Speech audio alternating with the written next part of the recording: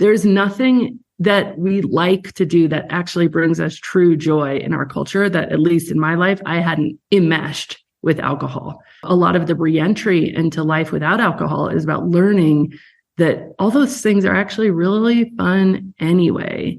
We kind of have to disentangle alcohol from those things and understand that, our intentions haven't been bad.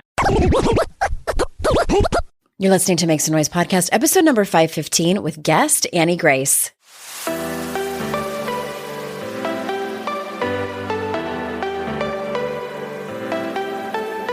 Welcome to Make Some Noise podcast, your guide for strategies, tools, and insight to empower yourself. I'm your host, Andrea Owen, global speaker, entrepreneur, life coach since 2007, and author of 3 books that have been translated into 18 languages and are available in 22 countries. Each week, I'll bring you a guest or a lesson that will help you maximize unshakable confidence, master resilience, and make some noise in your life. You ready? Let's go. Hey everyone, welcome to another episode of the show. I am so glad that you're here. Hey, I know a lot of you skip through the intro, and that's fine. I do too in some of the podcasts that I listen to when there's like a lot of chit chat. But there's something important I want to say about this episode coming up. So please stick around. I'm just going to make one quick announcement first, and that is the Daring Way online group opens for registration pretty soon in the beginning of April. So if you want to be a part of that, there's only 14 spots available. I have to cap it at that many. Head on over to andreaowen.com/group and sign up to be the first to be notified. That way you can guarantee that you have a spot. You don't have to sign up if you sign up to be notified. But I think you know what I mean. And also there's an early bird discount. So andreaowen.com/group for the Daring Way online group that is coming up. All right. So we are sort of headed towards the end of the recovery theme that we're doing here. And again, we're all recovering from something. So these episodes aren't just about drinking, but I know there's a fair amount of you who have either struggled with this in the past or sometimes get into places where you're like, maybe my drinking is too much, or someone where this is a challenge for them. And Annie Grace is here. If you are in the kind of circles of the alcohol-free world, you probably know who Annie Grace is. And I think that her work has really changed the conversation and is phenomenal. So I'm going to read her bio for those of you that don't know her. And then I want to say something about how she talks about this. Alrighty. Annie Grace is the author of This Naked Mind, Control Alcohol, Find Freedom, Discover Happiness, and Change Your Life, and The Alcohol Experiment, a 30-day alcohol-free challenge to interrupt your habits and help you take control. She grew up outside Aspen, Colorado in a one-room log cabin without running water or electricity. Having discovered a passion for marketing, Annie Grace earned a Master's of Science in Marketing and dove into corporate life. As the youngest vice president in a multinational company at the age of 26, her drinking career began in earnest. At 35, in a global C-level marketing role, she was responsible for marketing in 28 countries, and she was drinking almost 2 bottles of wine a night. Knowing she needed a change, but unwilling to submit to a life of deprivation and stigma, Annie Grace embarked on a journey to painlessly gain control of alcohol. For her, that process resulted in no longer wanting to drink. Never happier, she left her executive role to write and share This Naked Mind with the world. In her free time, she loves to ski, travel, and enjoy her beautiful family. Okay, so the thing that I love about Annie Grace's work is that she has been able to start a conversation with people who may not identify as a quote unquote alcoholic. And you'll hear her tell me towards the beginning of our interview that I can't remember if she says she doesn't use the word, or I can't remember how she words it, but she doesn't, it's not a thing for her. I love that. I do. I love that because that word, it's not exactly a term of endearment, right? We hear it. We immediately have a thought about it. I've talked about this at length when I talk about my own recovery. I am someone who does identify. I am someone who identifies as an addict. I have that type of behavior. The reason that I don't, and I think, but what I'm about to say is both of these things can be true and both of these things can be helpful. Both of these things, in my opinion, are important. The work that Annie does, how she talks about it in that way and in her bio says, knowing she needed a change, but unwilling to submit to a life of deprivation and stigma. I think that that is a very important conversation. And as a leader for her, I love that she's doing that. And at the same time, I have no plans to walk away from my identity as a alcoholic/addict, partly because, yes, it resonates and I identify as one, and partly because I feel like it's my work to help drop the stigma. To me, I feel like if I walk away from it now, it sends a message of, I don't want that as part of my identity because of the stigma. So all of you people who do identify can just kind of stay over there. And I might be speaking about that a little dramatically, and that's okay. But I feel called to be a face of someone who does identify in this manner. And my hope is that I can help people see themselves if they choose, and the stigma starts to drop. Because as we know about shame, is that when we don't talk about it, like the thing that nobody wants to talk about, the thing that is bringing us shame, and in this case, it might be that someone identifies as an addict and or alcoholic, the shame grows. It's unable to stay. Do I think that Annie's work, by not identifying, as an alcoholic, sort of exacerbates shame? Maybe, maybe not. It's not really for me to decide. Regardless, I think her work is incredible, and I think it's so helpful. And again, I think both can be true. Both can be true. The way that she talks about it and the way that I talk about it. Both can be true and important and just necessary. All right. So I feel like I got my point across. I hope you enjoy this conversation. And without further ado, here is my talk with Annie Grace.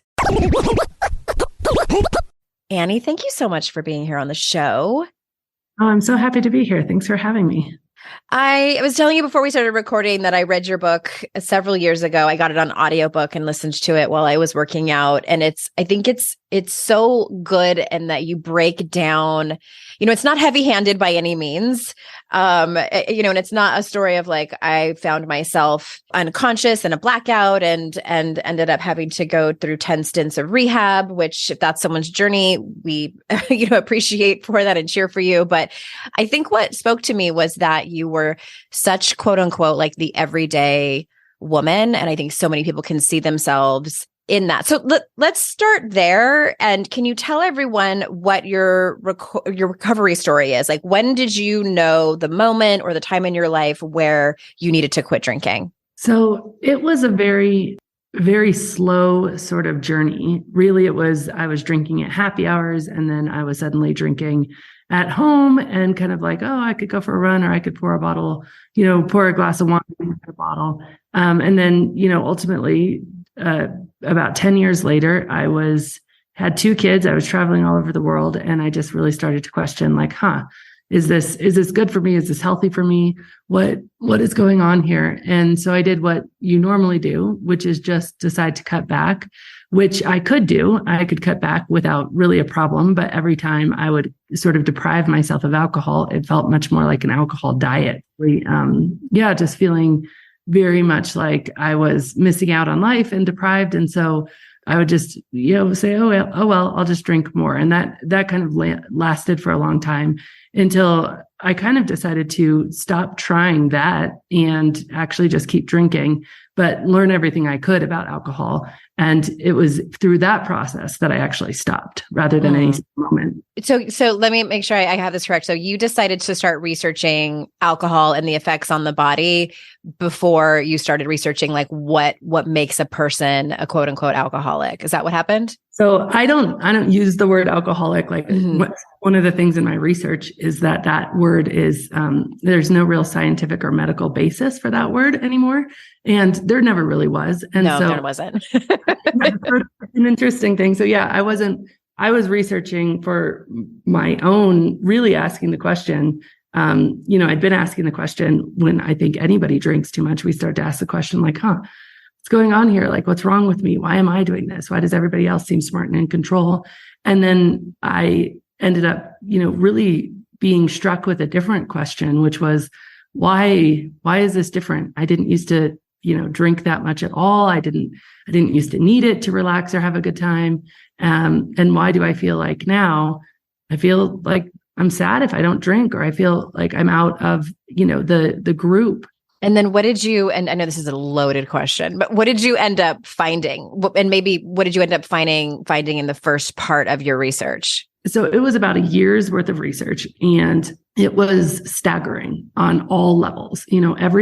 I started with a list of all of the things that I believe that alcohol did for me. So it relaxed me. It helped me loosen up in the bedroom. It helped me network better. It made me better at my job. It was fun. Every single reason, when I went and took to Google Scholar, which is great because any person off the internet can download scientific studies for like $50 or $100. And I just started to download these studies of like what was really going on.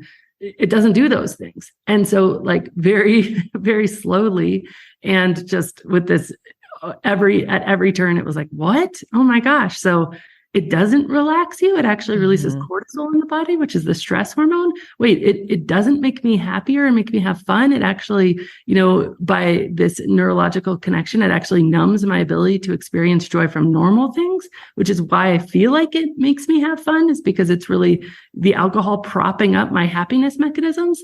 And it was just staggering and over and over. And so by the end of that research, there was no big moment. I just sort of told my husband, like, I think I'm done drinking after this. And he was like, yeah, I don't really want to do it anymore. And I just really haven't.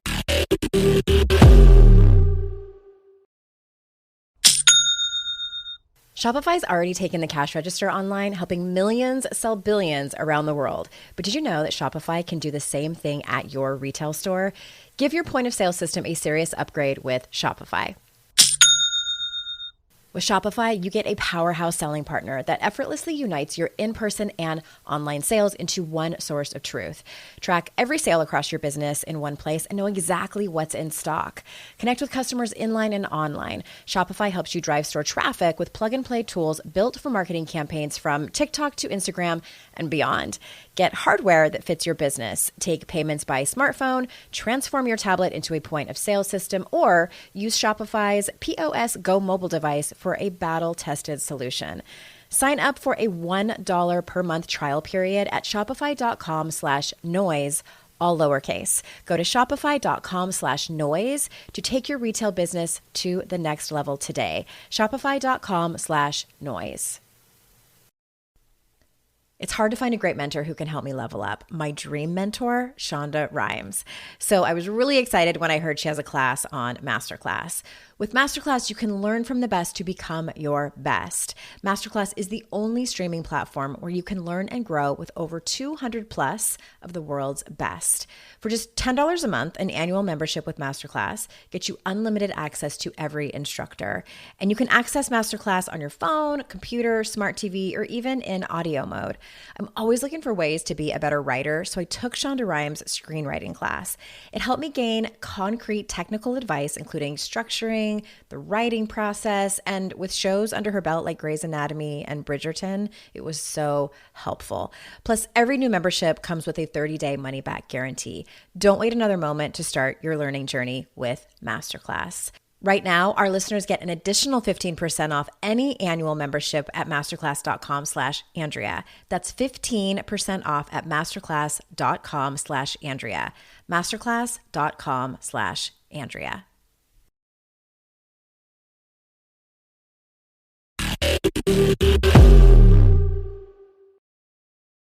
What in your research, or whether it's just even looking at the programs that you've run over the last many, many years, why do you think willpower, which is a word that we hear a lot and many of us come to absolutely loathe, but why do you think willpower doesn't work when people want to stop drinking? So if you think about willpower and you think about humanity in general, like the best thing about being a human is we have a volition or a will. We have the ability to choose. And when we think about sort of, crimes against humans, the ones that are most abhorrent to us are the ones that subvert somebody's will. And that is what willpower is. You are literally dividing yourself right in half and saying, there's something I want to be doing, but I'm going to subvert my own will and not let myself do it.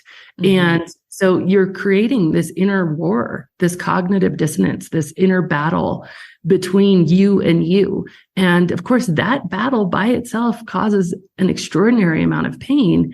And as somebody who uses alcohol to self-medicate and numb pain, it really leads you to end up drinking more. Yeah. It seems always felt like this never ending battle. And tell us about this naked mind and like, what is its origin story and what it is exactly? So it was so fascinating with this naked mind. I was doing that year's worth of research, still drinking all the time. I had decided, I'm going to stop with all these games I'd been playing with myself, like the game to cut back or the game to, make myself rules, only 3 glasses of wine, or maybe I was only going to drink beer because I didn't like beer as much, whatever those rules were. So I sort of put all those rules aside.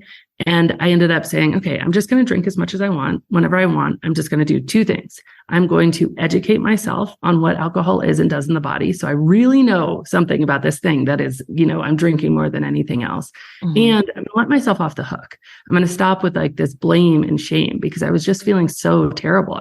I felt like a smart and in control person in every other area of my life, but this was the strange exception. And so I started that journey of research. And when I completed that journey, not only did I not want to drink, but I had, reams of paper of how I had kind of made connections based on this paper and how this, this thing interacted with this thing. And I ended up putting those documents just out, very dirty PDF, riddled with typos, a lot of my own kind of musings. But I put it out online in, it would have been early 2015, and 20,000 people downloaded it within 2 weeks. Wow. I was watching on the back end, and people started emailing me from all over the world and saying like, this helped me. And one guy emailed me and he said, you should publish this. You should make it a book. So I was like, well, I don't know how to do that. I mean, I don't have an audience. I don't have a platform, but he said you could self-publish on Amazon. Yeah. So I'm already guessing you're pretty resourceful. You could figure that out, Annie. I didn't even know it was a thing, to be honest. And, I had no intention of leaving my job and all that sort of stuff. So I was like, all right. So I self-published on Amazon. And I remember the first day it sold 10 copies. And I was like, who are these 10 people? This is so strange, right?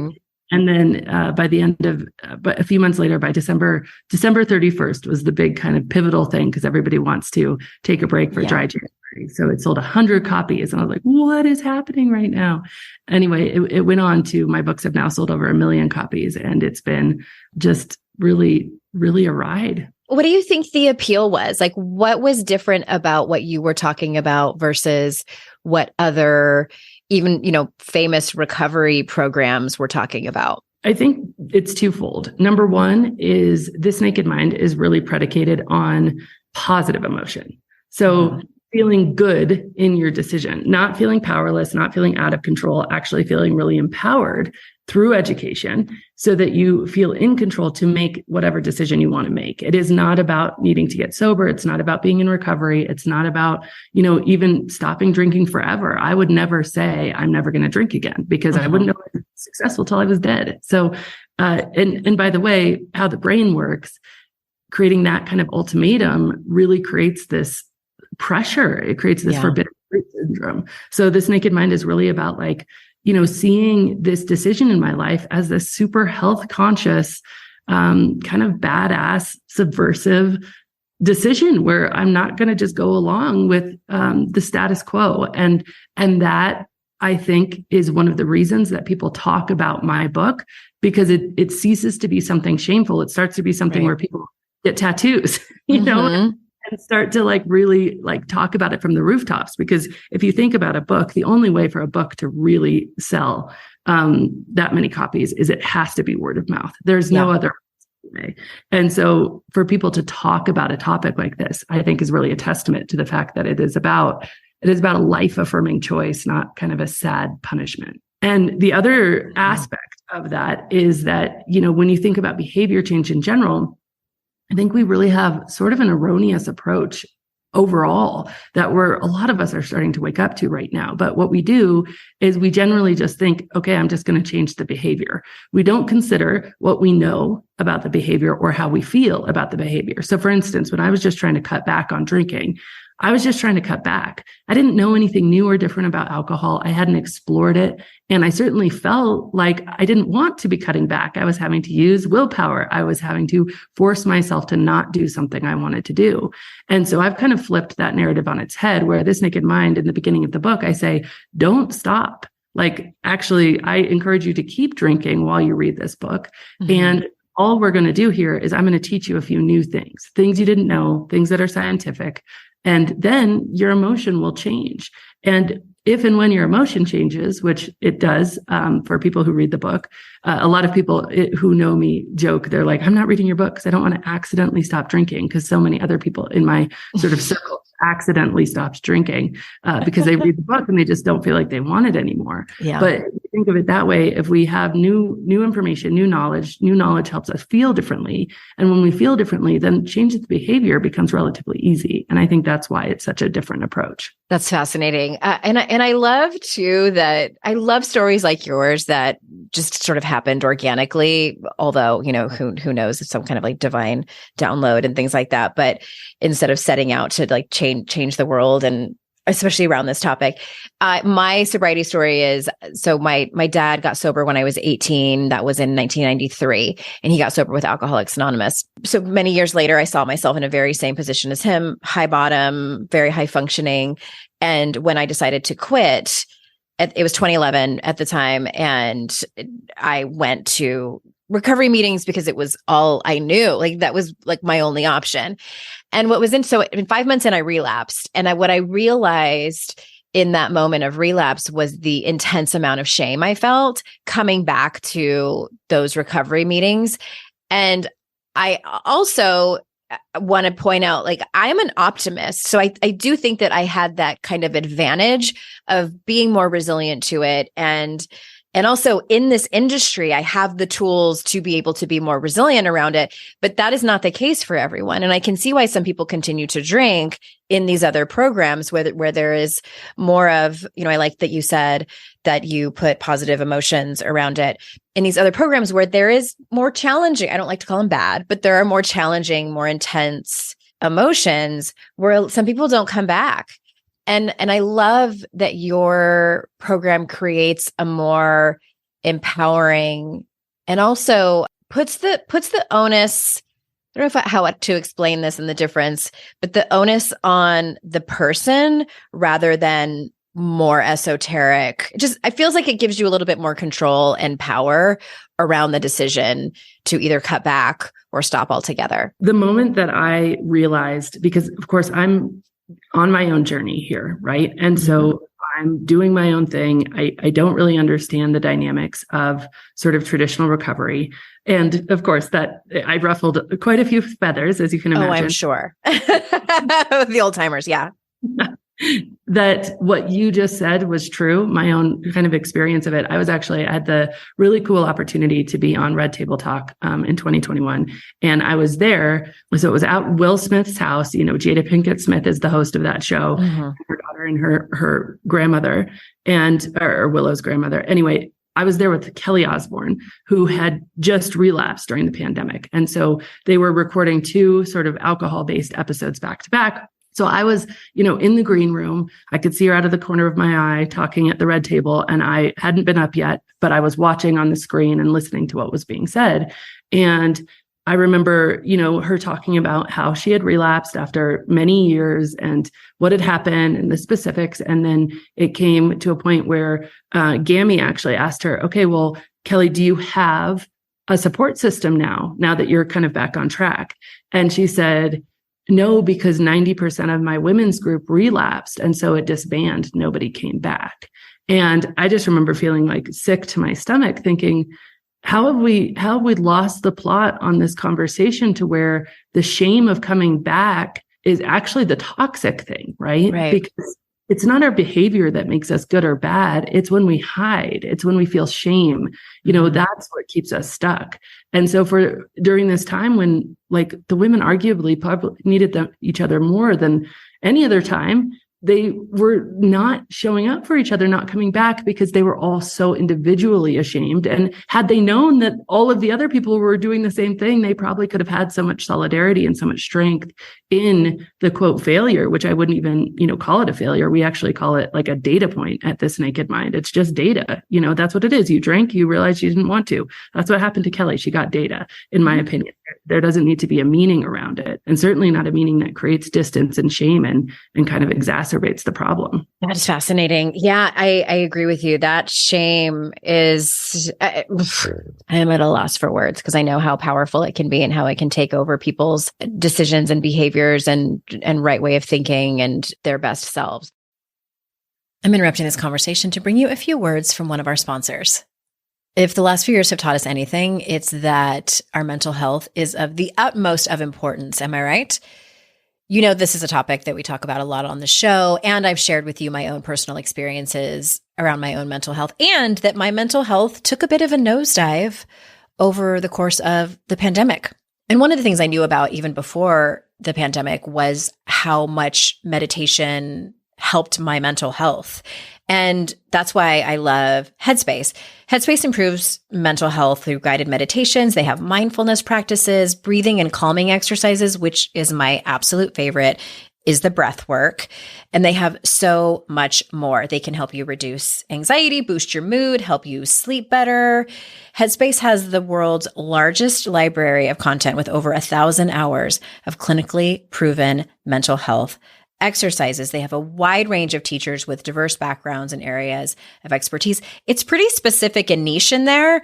I highly, highly recommend it. Again, I love the breath work. That's the one that I've been doing a few times a week.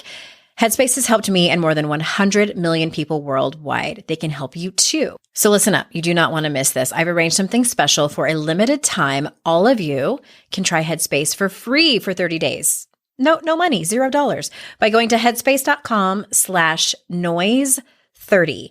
You won't find this offer anywhere else.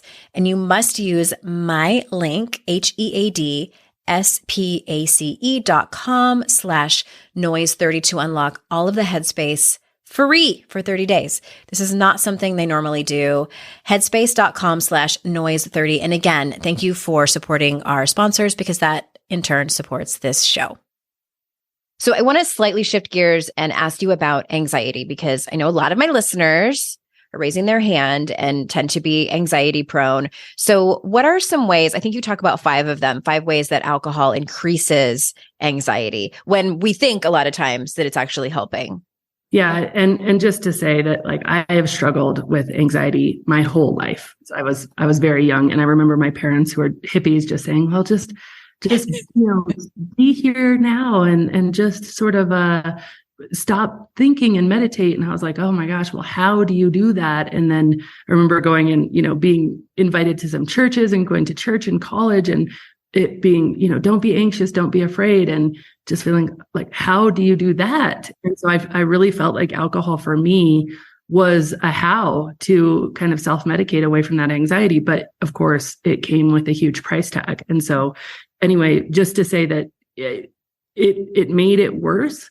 It made it better, which was very deceptive in the short term, and then made it a lot worse in the long term. Anxiety is a really high energy emotion, unlike depression, right? And so alcohol actually increases the adrenaline response in the body, which of course increases anxiety, and it increases the cortisol response of the body, which increases anxiety. And then there's a whole psychological aspect of if you feel shame or regret or worry, it gives that a focal point. So you start to really create a narrative of what's wrong with me, which, by the way, is kind of collaborated in our society, that there is something wrong with people who become addicted, who overdrink.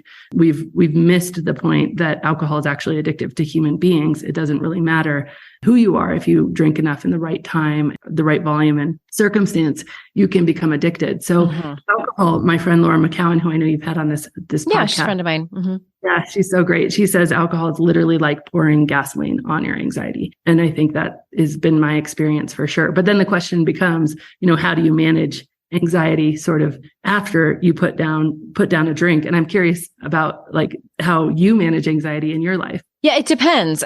There are times in my life where medication is the answer, but normally, and I think anxiety shows up slightly differently in people's lives, but there are days, and thankfully they're a little bit more few and far between, where I just wake up with it. I wake up and my heart rate is faster. I feel on edge, like that feeling of you are about to crawl out of your skin. And it would just be easier if you could I always imagine, like, I wish I had a zipper from top to bottom where I can just like step away from whatever this is that's living inside of my body. So I used to resist that all the time and think, like, what is wrong with me? Why am I like this? Why can't I just calm down? Everybody else can calm down except me. Like, do people not like me because I'm, like that whole spiral? It makes me tired even just saying all that out loud. But I have learned to just accept it. If I wake up with it, I look at it now as like a annoying house guest that I really didn't want to come over, but I'm obligated because I said yes. And like, I'm just like, all right, well, come on in. Like, you'll only be here for the day. Just, there's the guest room. And if I can cancel appointments that day, I will. And I just don't caffeinate at all if I can that day. And I try to take care of myself. And honestly, Annie, like it's what everyone says, like they've been telling us for years. Make sure you get enough sleep. Make sure you eat foods that don't aggravate your anxiety and that are good for you. Make sure you drink enough water, move your body, like the basics. That's what helps my anxiety. Yeah, absolutely. And I think everything you said is so true. In that point of resistance, in the point of resisting anxiety, we do exacerbate it. And then I know for me, and I still really struggle with this, is I judge myself for my anxiety. Yeah. And I really just feel like, especially because I'm like, oh my gosh, look at all the things I've done. I help other people not feel anxious. I've helped people stop drinking. I've stopped drinking myself. I exercise, I meditate, I journal, I do all the things. And yet I still will wake up. And I love how you described it. So visceral. Like you literally, for me, it's like, I just want to like run away. Like the feeling, it's so physical and it's such a physical feeling. It's a physiological experience for sure. And I think that how I've also heard it described, which I really found comfort in, very similar to what you just said, is like, it's kind of like, the house guest kind of like putting on just a backpack full of rocks and just being like, all right, like I'm just going to be a little bit stronger today because I'm walking around I'm just going to carry this. Just my job for the day. I found that when I quit drinking, and for me, it was, I couldn't cut back. And I also realized, I don't know if you talk about this in the book or you hear this a lot, but I didn't want to cut back. Like, when people talk about moderation, I had Dr. Sherry Price was on here and she talks about, helping people moderate. And when I thought about it and people would talk to me about it, I was like, I don't want that. Like, I don't want to just have one when I go out to dinner. Like, I wanted to consume large quantities of it. When I figured out that I needed to totally abstain, I remember there was a short period of time where I felt better and I was kind of like riding this high of also like, ooh, look what I can do. Like, look at how great I am that I can quit this thing. And then my anxiety started to go up. I remember that happened to my dad too. He passed away in 2016. When he quit drinking after a very long time of a lot of drinking, he had to actually be hospitalized because of his anxiety and depression. And I just wanted to say that out loud for people listening, that sometimes it does become like a medical thing where you do need some interventions and help. Have you found that in some of the people that you've worked with where their anxiety kind of shoots up and they're not sure like which way to turn? Yeah, absolutely. And I think it's really important to also say with alcohol, just in general, like when you thinking about changing your relationship with alcohol, you do have to be careful. I mean, there are withdrawal symptoms. My sister-in-law, her mom was hospitalized and died in the hospital, having to be intravenously fed alcohol to keep her alive. Like, oh my God, she was just so far down. And I think it is just such a dangerous thing. And what I think is so beautiful about like this conversation and having these sorts of conversations kind of out of the shadows, out of the anonymity, is that like, wouldn't it be great if we can arrest this sooner, right? Mm-hmm. Wouldn't it be great if we can have this conversation earlier? And I know for me, specifically with anxiety, like I was on 4 different medications for my anxiety while I was drinking, and I was still crippled by it and probably making it worse. And since I've stopped drinking, and it's been over 8 years now since I've had a drink, like I've been able to get off all of those medications. And so it, slowly and with lots of other things. I think one of the things that, and I'd be curious how this is for you, but one of the things I think I personally, also an optimist, was so kind of resistant to, I kind of wanted to live this like seat of my pants lifestyle. I found that life is just so daily. Like it really is that I as a human being need daily maintenance, Oh yeah. daily things. And I was just like, oh man, I'm gonna have to do some of these things every day. And that's just the reality of it. That reality, I try to have a fist fight with, like, on the regular. I'm like, what do you mean it can't just be one and done? But look at what a good job I did.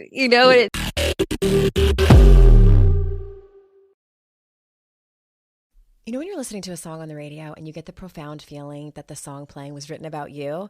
Now imagine having the power to gift that same incredible feeling to someone you love with an original song from Songfinch that actually is written just for them.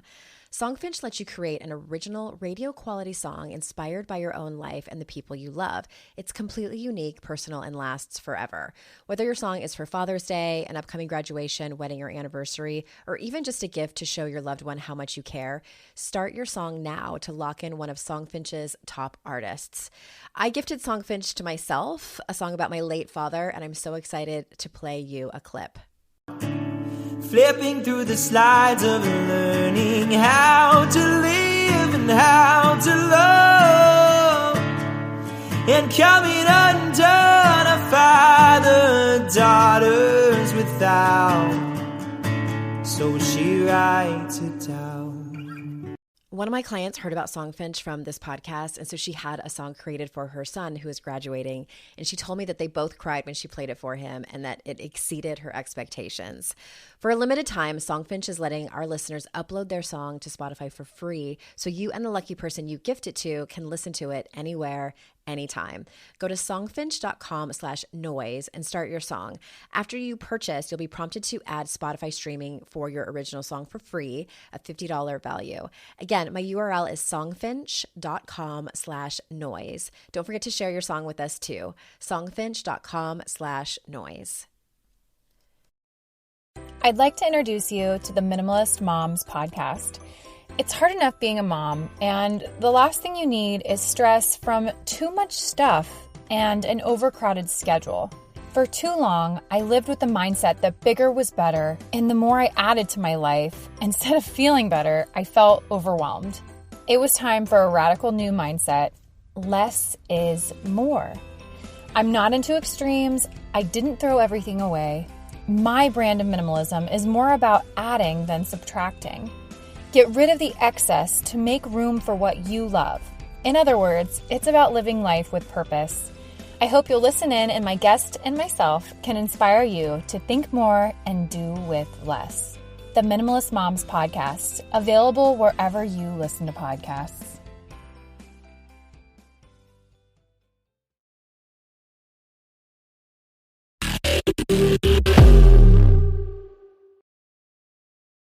But I do think it's helpful for people, especially when you're listening to experts like us, that yes, I remember when my very first therapist I had, and I had started seeing her when I was like 18, and I was in my 20s at that point in a really difficult relationship.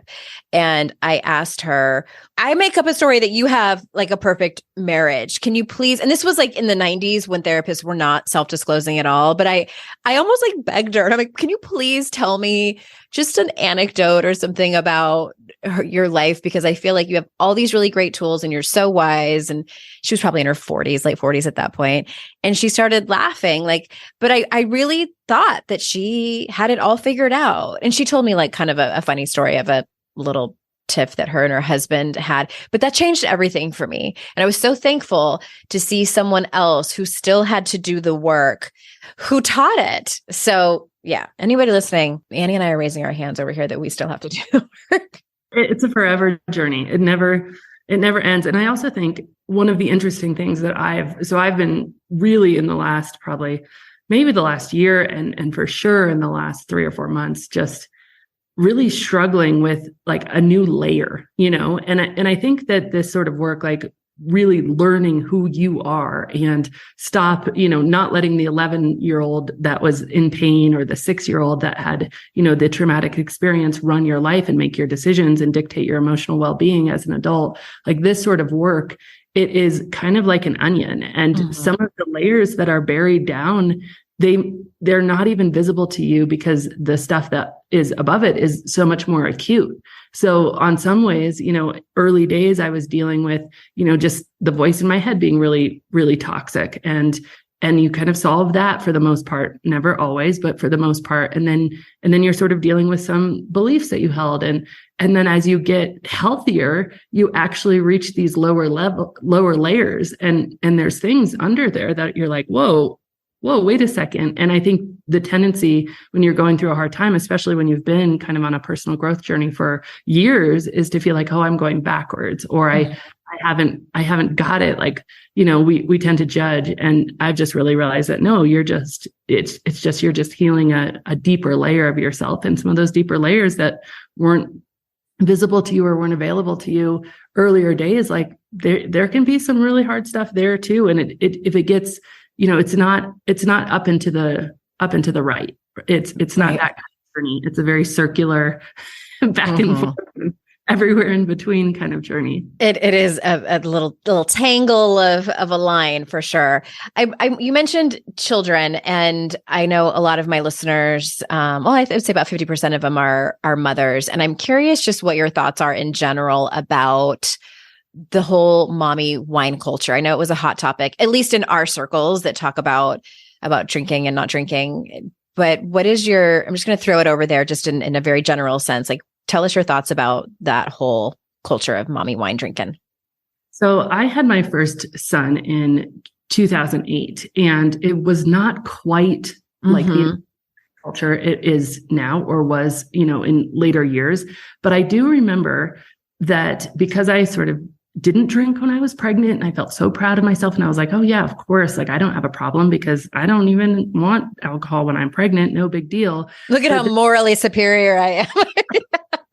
But then I did feel like, oh, but I missed out on 9 months. So I might as well make up for that somehow. Right. I might as well double down a little bit. So after each of my kids, I have 3. And I didn't drink at all for my third, but after each of my first 2, my drinking did increase.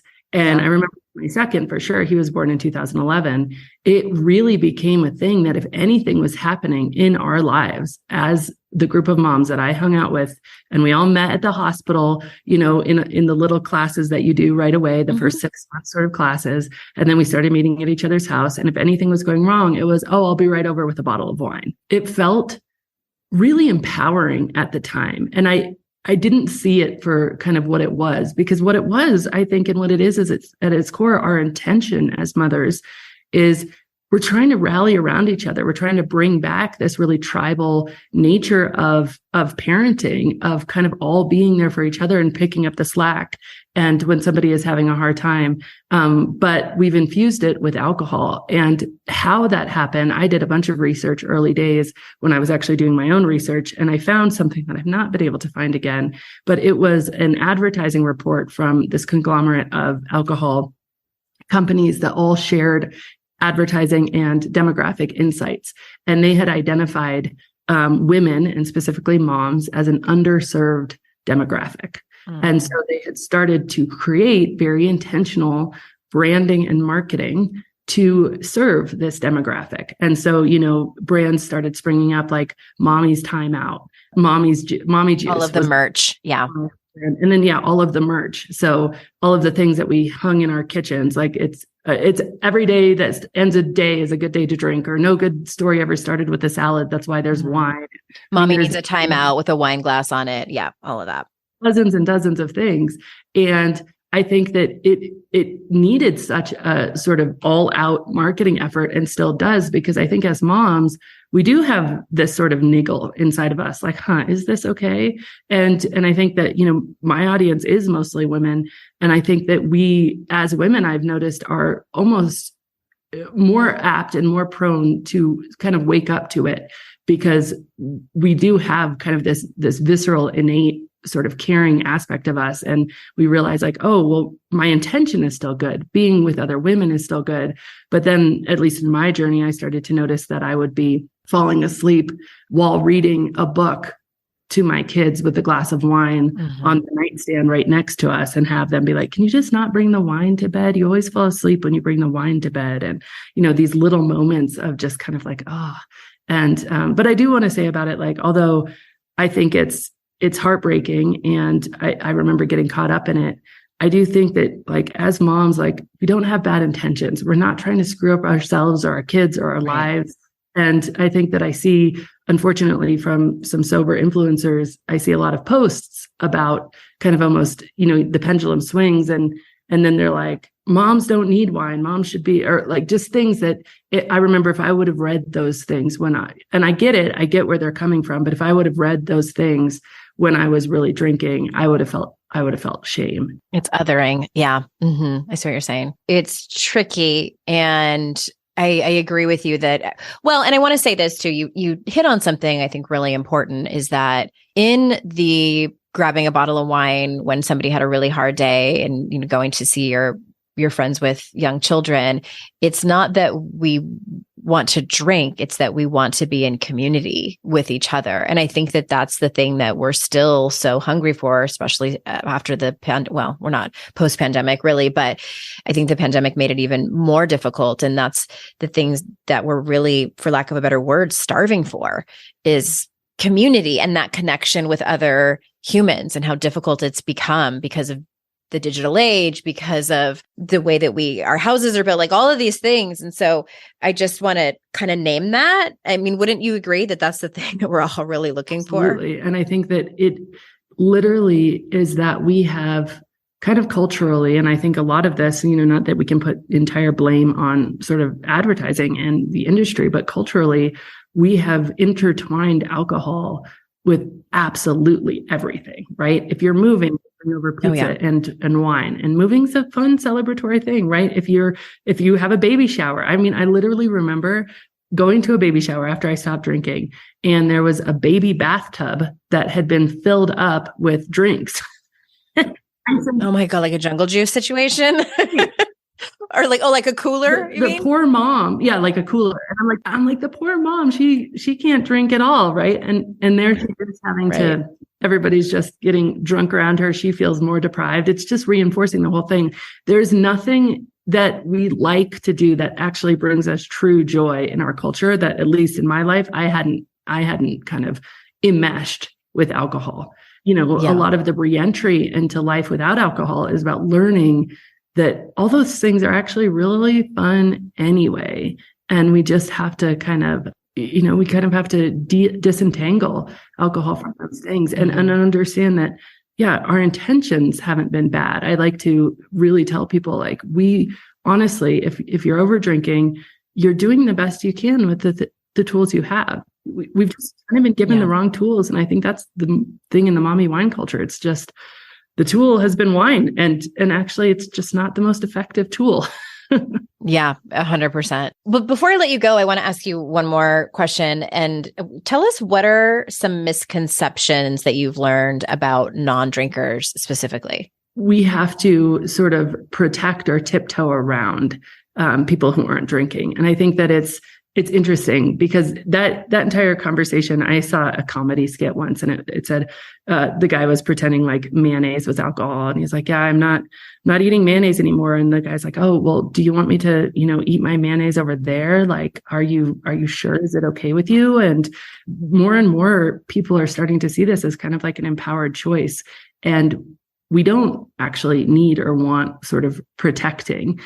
We still want to be invited places. We still want to, show up and be able to make our own decision. And I think that the nature of those sorts of conversation gives alcohol so much power. Like, we wouldn't be doing that if it was mayonnaise. We wouldn't be doing that if it was, somebody was a vegetarian even. We'd still invite them to a barbecue. We might just think to get a few veggie burgers, right? But we just don't invite the person. And I think a lot of that is hopefully changing, but it's something that I think we could do a better job at. Yeah, it's one of the things I say now, because there are still times, it's not as often as it used to be, but there are still times when people get a little bit almost uncomfortable when they ask if I want a cocktail and I say, no, thanks. I don't drink, or I might say something like that. And they're like, and they look at me and they might even say like, are you sure? Just, you don't want one? And my response with like a straight face is I say, if I start drinking, I'm going to probably try to make out with you or your husband and then show everybody my boobs. So you probably don't want me to drink. Just like to kind of turn the tables a little How much do I love that? That is amazing. And I've only done it a handful of times. And then I, of course, in the next breath, tell them that I'm just kidding. But yeah, I'm like, that is honestly what will probably happen. So do you want me to be really truthful with you? Because I'm gonna. But it took me a long time to be that comfortable saying that to people, and also not feeling a little defensive when people would ask me why I'm not drinking. Well, I want to make sure before we end, is there anything that you want to circle back to make sure that you say or underscore something before we leave so that you feel complete? Well, just to touch on what you just said, and I think it's just an important kind of point that gave me so much relief when I realized it, is I was showing up at all of these social functions and people would be like, wait, just one? Can't you have one? Like, why aren't you drinking? And there was a lot of almost aggression in it sometimes. And then I said, no, they'd start telling me about how they don't have a problem and how much they drink. And it would be this whole kind of confessional. And I was just sitting there and I realized after this happening so many times that never once had somebody who truly was totally at peace with their relationship with alcohol ever given me any sort of pushback, right? And so I realized that every single human who was giving any sort of pushback or any sort of judgment really was not at peace themselves.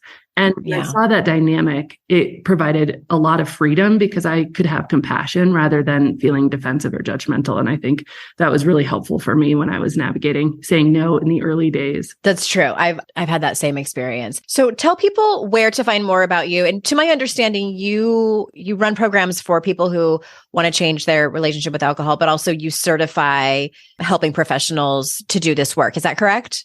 Yeah, absolutely. So the best entry point is I actually have a free challenge. It's a 30-day challenge. It's called the Alcohol Experiment, just for anybody who is just curious about if life would be better drinking a bit less. It's alcoholexperiment.com, or you can find it on the App Store. And I have a podcast, the Snake in Mind podcast. And then I do have coaching programs for people who are really serious. We have a year-long coaching program called The Path. And then the Snake in Mind Institute is where I certify coaches in kind of my methodology, that whole knowledge first, then emotion, then behavior change methodology, in order to help really people can hang their own shingle and create their own coaching practice with the tools that I've developed and taught. Nice. I love that. Thank you for sharing that. Of course, all of those links will be in the show description. Listeners, thank you so much for staying with us for this entire episode. I know that your time is incredibly valuable, and I'm grateful that you choose to spend it here. And remember, it's our life's journey to make ourselves better humans, and our life's responsibility to make the world a better place. Bye for now. Hey, did you know there's free secret podcast episodes waiting for you that are not part of my regular podcast feed? Yes. AndreaOwen.com/free. And you just sign up. You get a link sent to you. It's very secret. It's like a secret club. We don't have a secret handshake. Don't worry about that. But it's these motivating podcast episodes that I made for you. They're under 20 minutes each. There's 3 of them. They're for wherever you are in your life. So head on over there and grab them. They range from really supporting you and seeing you where you are and being compassionate, all the way to giving you a giant kick in your ass and telling you how amazing and gorgeous and phenomenal you are. So AndreaOwen.com/free, and get your hands on that free podcast feed.